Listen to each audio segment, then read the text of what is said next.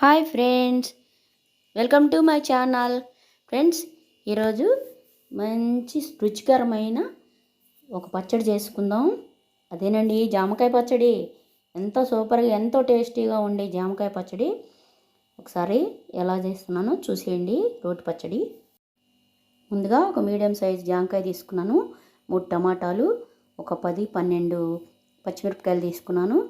కొంచెం కందిపప్పు వేసుకుంటే కొంచెం టేస్ట్ ఉంటుంది. మీ ఇష్టం, స్కిప్ చేసేయచ్చు అవసరమైతే.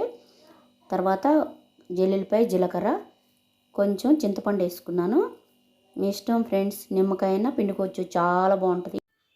షుగర్ పేషెంట్లకి చాలా మంచి ఆరోగ్య ప్రయోజనాలు ఉన్నాయి ఫ్రెండ్స్. ముందుగా పచ్చిమిరకాయలు, టమాటాలు, కందిపప్పు వేపుకున్నాను.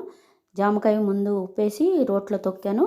తర్వాత పచ్చిమిరకాయలు, టమాటాలు, కందిపప్పు నూరుకొని జీలకర్ర, వెల్లుల్లిపాయ వేసి నూరేసాను. తర్వాత చిన్న సింపుల్ తాలింపు